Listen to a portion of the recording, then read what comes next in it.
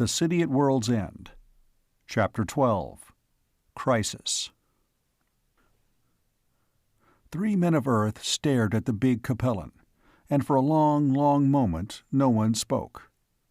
Gore Hall became absorbed in the glass he held between his hands. Magro watched them with his bright cat eyes. The beautiful streaming light poured over them, and the men were like 3 images of stone. Bertram Garris found his tongue at last, but it was only to repeat Gore Hall's words, as Keniston had translated them. "Evacuation?" he said, and again, "Evacuation?" "To the world of another star," said Keniston slowly. His mouth twitched, and he leaned close to Gore Hall and cried, "What do you think we're made of?"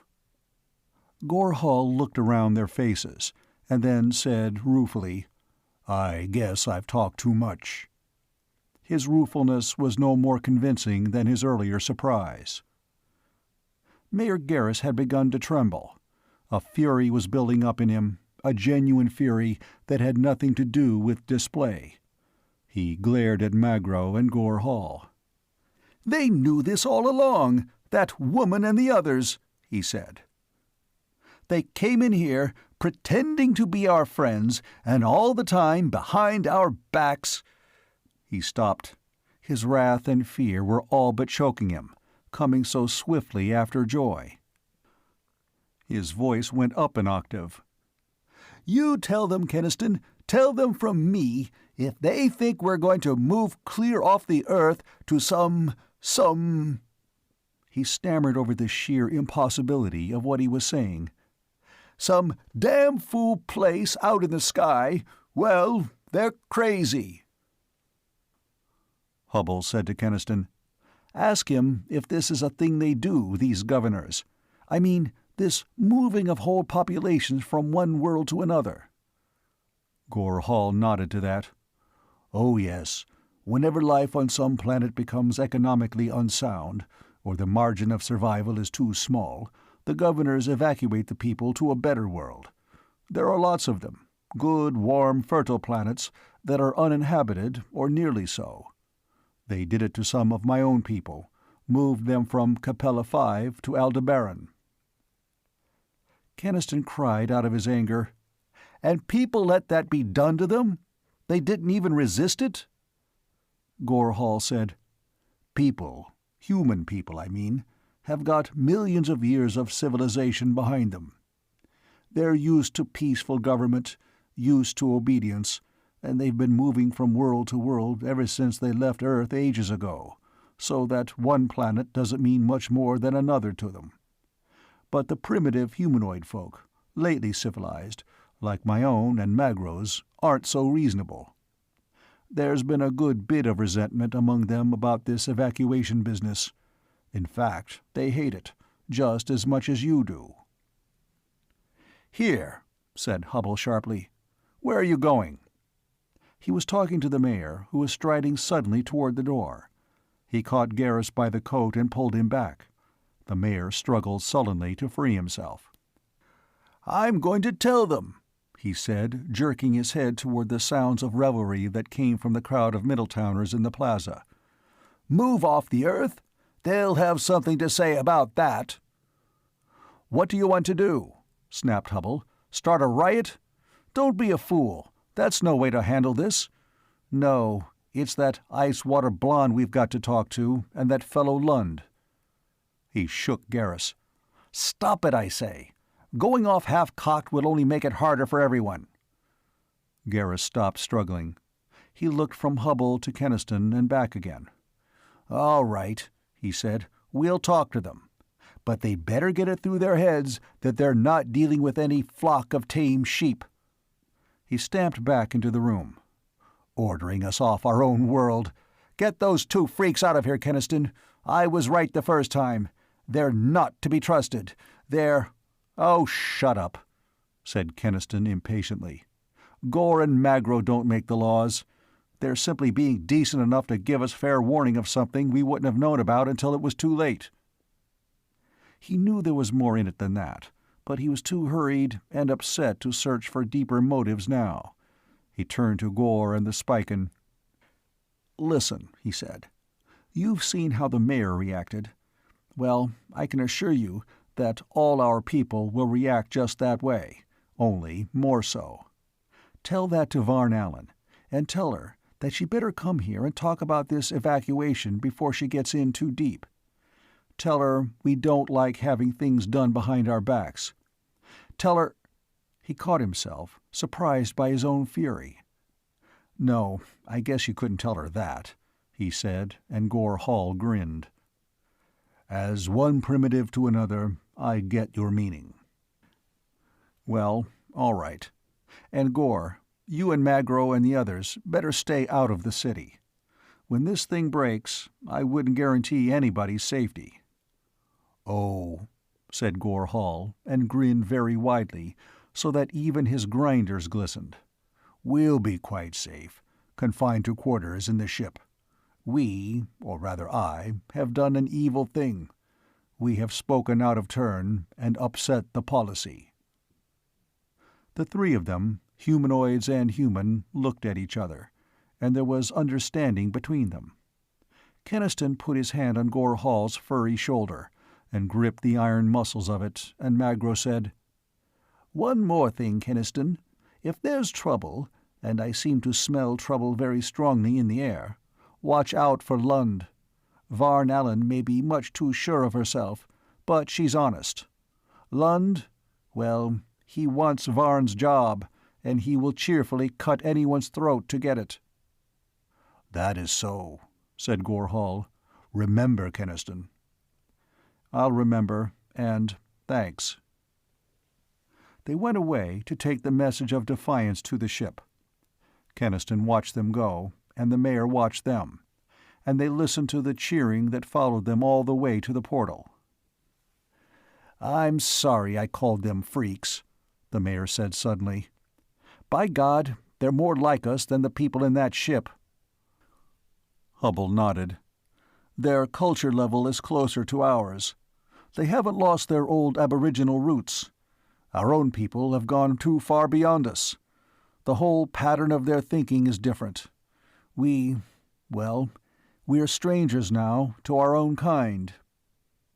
To Keniston, the cheering and the happiness of the Middletowners out there was an ironically bitter thing now, if they knew what was being planned for them.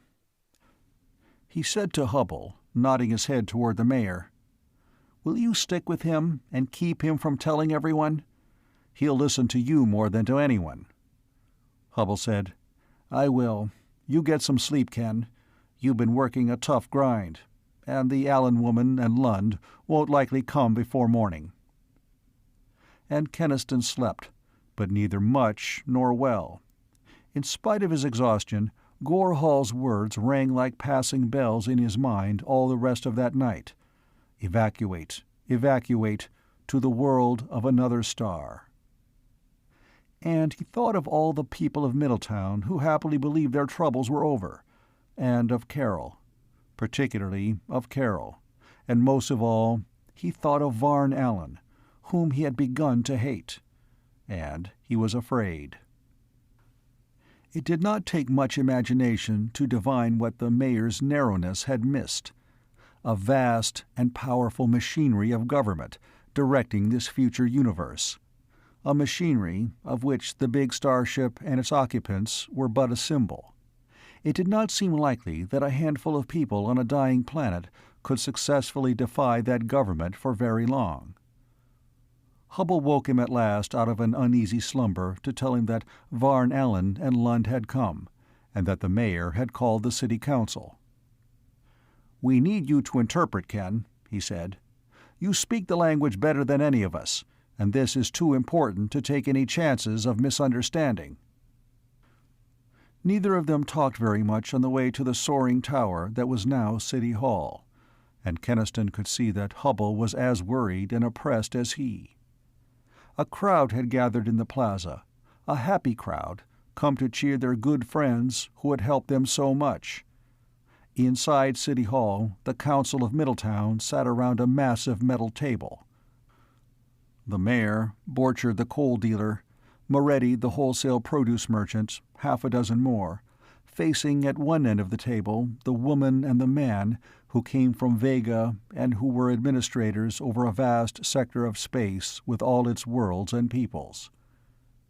Mayor Garrus fastened on Keniston the moment he came in. He looked as though he had slept even less than Keniston, and his mood had not changed since the night before. "You ask her, Keniston," he said. "You ask her if this evacuation story is true." He asked her. Varn Allen nodded. "Quite true. I'm sorry that Gore Hall spoke so prematurely. It seems to have upset your people." She glanced at the ominous faces of the city council and the tense countenance of the mayor. It struck Keniston that she had been all through this situation before with other populations, and was attacking the problem with a kind of weary patience. "I am sure," she said, "that when they understand, they will realize that we are only serving their best interests." "Best interests?" cried Garrus, when he had heard that. "Then why didn't you tell us at first? Why plan this behind our backs?" Norden Lund, a smug look on his face, said to the woman, "I told you it would have been better." "We'll discuss that later," she flashed. Keniston could see the effort she made to keep her imperious temper in check as she went on, speaking directly to him. "We wanted to wait until we could present a complete plan of evacuation, so as not to upset your people too much." "In other words," said Keniston angrily, "you were dealing with a bunch of primitive aborigines who had to be coaxed along?" "Aren't you acting in just such a fashion?" Varn Allen demanded. Again, she visibly got a grip on her irritation.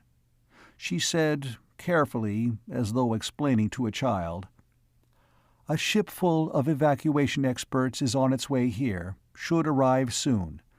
They can assess the needs of your people and find a world that will fit their physical and psychological needs. We will see that it is a world as much like your past Earth as possible." "That," said Keniston ironically, "is very decent of you." The woman's blue eyes flashed open hostility at him. He turned away from her, for Garrus was demanding a translation. He gave it, and in his own resentment, he did not soften it. Garrus forgot oratory in his indignation. He sputtered, "If they think we're going to move away from Earth to some crazy world out in the sky, they're badly mistaken. You make that clear to them." Varn Allen looked honestly bewildered when Keniston did. "But surely you people don't want to stay in the cold and hardship of this dying world?"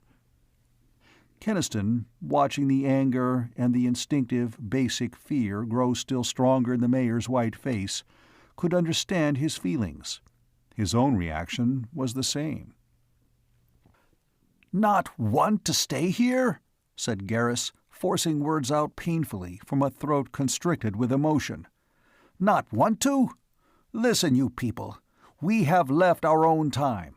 We have had to leave our own city, our homes. That's enough. It's all we can stand in one lifetime. Leave Earth? Leave our own world? No!"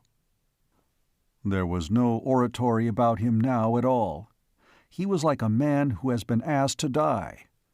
Keniston spoke to Varn Allen. His own voice was not quite steady. "Try to understand. We are Earth-born. Our whole life, all the generations before us, since the beginning." He could not put it into words, this sudden passionate oneness with Earth. "The Earth hath he given to the children of men. The Earth, the soil, the winds and the rains, the growth and the dying over the ages, beast and tree and man. You could not forget that. You could not let drop the heritage of a world as though it had never been." The sorrel-haired Norden Lund was speaking to Varn Allen, looking contemptuously at the Middletowners as he spoke. "I warned you, Varn. that these primitives are too emotional for ordinary methods." The woman, her blue eyes troubled, ignored Lund and addressed Keniston. "You must make them recognize the facts. Life here is impossible, and therefore they must go." "Let her tell that to the people," said the mayor in an oddly tight voice. "No, I'll tell them myself." He rose and left the council room. There was a curious dignity about his plump figure now. Borchard and Moretti and the others followed. They, too, showed a shrinking, instinctive dread of the thing that had been proposed. They went out on the steps, and Keniston and Hubble and the two from the Stars went with them. Outside in the plaza were still gathered thousands of the Middletowners, mill hand, housewife, banker and bookkeeper, the old men and the little children. They were still happy, and they cheered, sending up a great joyous shout to echo from the towers. Mayor Garris took the microphone of the loudspeaker system. "Folks, listen carefully. These new people are telling us now that we ought to leave Earth. They say they'll give us a better world, somewhere out there among the stars. What about it? Do you want to go, away from Earth?" There was a long moment of utter silence, in which Keniston saw the Middletowners' faces grow bewildered, incredulous. He looked at Van Allen's clear-cut face and saw that the shadow of weariness on it was deeper. He realized again that two epochs, two utterly different ways of life, were looking at each other here, and finding it difficult to understand each other. When, finally, the crowd of Middletowners had grasped the suggestion, their answer came as a rising chorus of exclamations. "Go off and live someplace in the sky? Are these people nuts? It was bad enough to leave Middletown for this place, but to leave Earth—" A large-handed, stocky man, whom Keniston recognized as Lauber, McLean's truck driver, came to the steps and spoke up to the mayor. "What's all this about, anyway? We're getting along here all right now. Why would we want to go off to the moon or somewhere?" The mayor turned to the two starfolk. "You see, my people wouldn't listen to an idea like that for a minute." Keniston told the woman, "The people completely reject the whole proposal." Varn Allen stared at him in honest surprise. "But it is not a proposal. It is a formal order of the Board of Governors. I recommended this evacuation, and they have approved it." Keniston said dryly, "Unfortunately, our people don't recognize any authority but their own government, so the order means nothing to them." The woman looked appalled. "But nobody defies the governors. They are the executive body of the whole Federation of Stars."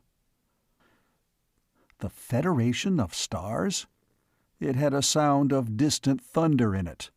And again, Keniston realized the incomprehensible, staggering vastness of the civilization out there which this woman and this man represented. He said, exasperated, "Can't you understand that to these people the stars are just points of light in the sky? That your suns and worlds and governors mean nothing to them?" Norden Lund chose that moment to intervene. He said smoothly to Varn Allen, "Perhaps in an impasse of this nature we should consult Government Center?" She gave him a hot look. "You would like me to admit my incapacity by doing that? No. I'll carry this matter through, and when it's done, I'll have words to say to Gore Hall for precipitating things prematurely." She turned to Keniston and said, "Your people must comprehend that this is not a cruel thing we're doing. Explain to them what life would be like on this dead planet, isolated, precarious, increasingly difficult, with nothing to look forward to but an ultimate dying out of attrition and sheer hopelessness. Perhaps they'll realize then that what they're asking me to do is to abandon them to a very ugly fate." "Perhaps," said Keniston, "but I wouldn't count on it. You don't know us yet. As a people, we're neither soft nor easily frightened." He spoke with hostility, because of the truth that he had recognized in Varn Allen's words, and did not want to recognize. She gave him a level glance, as though she were taking his measure, and through him the measure of all Middletown. Then she said quietly, "Bear in mind that a formal decree passed by the Board of Governors is a law which must be respected and complied with. The evacuation has been ordered and will be carried out." She nodded to Lund, who shrugged and fell in beside her. They went down the steps and across the plaza, and the muttering crowd, alarmed and confused but not yet hostile, moved apart to let them through. Keniston turned to Hubble. "What are we going to do?" he said, and the older man shook his head. "I don't know. But I know one thing we must not do, and that is to let any violence occur. That would be fatal. We've got to calm people down before that evacuation staff arrives and brings things to a head." Keniston did his best during the rest of that day. He repeated Varn Allen's plea for understanding, but it fell on unreceptive ears. The city was functioning. They had light and water. They were not alone in the universe, and life today seemed pretty good. With the irrepressible optimism of the human race, they were convinced that they could make tomorrow even better, and they were not going to leave Earth. That was like asking them to leave their bodies. The shock of losing their own time and the pattern of life that went with it had been terrible enough. It might have overwhelmed them completely, Keniston knew, except that in a measure the shock had been softened. For a while they had kept their own old city, and it was still there beyond the ridge, an anchor in their memories. To a certain extent, they had brought their own time with them, for life in the alien city had been adapted as much as possible to the pattern of life in old Middletown. They had oriented themselves again. They had built a facsimile of their familiar existence. It had been hard, but they had done it. They could not now, quite suddenly, throw it all away and start again on something utterly divorced from everything they had ever known. Keniston realized perfectly that it was not only an atavistic clinging to the earth that had bred them which made them reject the idea of leaving it so fiercely. It was the physical and immediate horror of entering a perfectly unknown kind of ship and plunging in it out beyond the sky into what? Night and nothingness and sickening abysses that ran on forever, with only the cold stars for beacons, and the earth, the solid, understandable, protecting earth, lost forever. His own mind recoiled from the very imagining. Why couldn't the woman understand? Why couldn't she realize that a people to whom the automobile was still quite recent were not psychologically capable of rushing into space? The great ship brooded on the plain, and all that afternoon and evening the people drifted restlessly toward the wall of the dome to look at it, and stand in little groups talking angrily, and move away again. The streets seethed with a half-heard murmur of voices and movement. Crowds gathered in the plaza, and a detachment of National Guardsmen in full kit went marching down to mount guard at the portal. Dejected, oppressed, and more than a little sick with worry, Keniston faced the unavoidable and went to Carol. She knew, of course. Everybody in New Middletown knew. She met with him with the drawn, half-bitter look that had come more and more often on her face since the June day their world had ended, and she said, "They can't do it, can they? They can't make us go." "They think they're doing the right thing," he said. "It's a question of making them understand they're wrong." She began to laugh, quite softly, laughter with no mirth in it. "There isn't any end to it," she said. "First we had to leave Middletown, now we have to leave Earth. Why didn't we stay in our homes and die there if we had to, like decent human beings? It's all been madness ever since. This city, and now—" She stopped laughing. She looked at him and said calmly, "I won't go, Ken."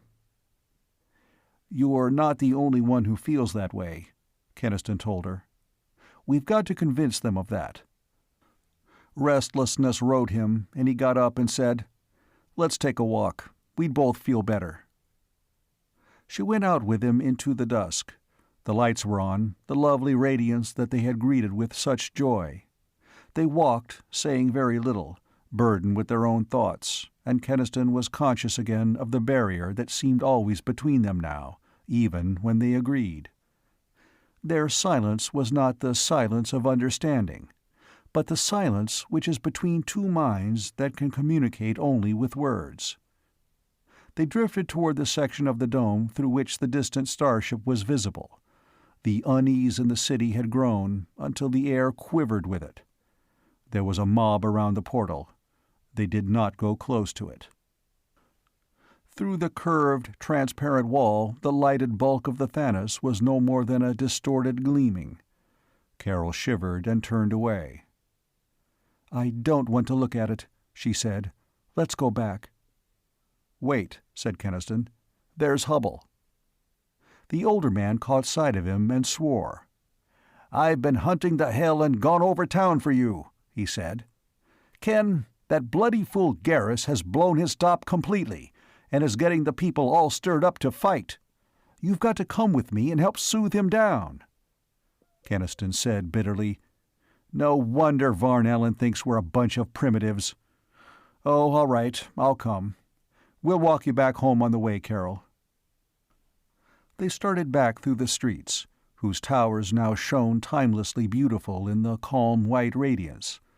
But the people in those streets, the little tense talking groups, the worried faces and questions, the angry expletives, jarred against that supernal calm. The pulse of unease in the city seemed to quicken. A low cry ran along the streets. People were calling something. A shout was running along the ways, hands pointed upward, white faces turned and looked at the shimmer of the great dome above. "What?" Hubble began impatiently, but Keniston silenced him. "Listen." They listened. Above the swell of distant voices, growing louder every moment, they heard a sound that they had heard only once before. A vibration, more than a sound, a deep bass humming from the sky, too deep to be smothered even by the dome. It came downward, and it was louder and louder, and then, quite suddenly, it stopped. People were running now toward the portal, and the words they shouted came drifting confusedly back. "Another starship," said Keniston. "Another starship has come." Hubble's face was gray and haggard. "The evacuation staff. She said they'd arrive soon. And the whole town ready to blow off. Ken, this is it." End of Chapter 12.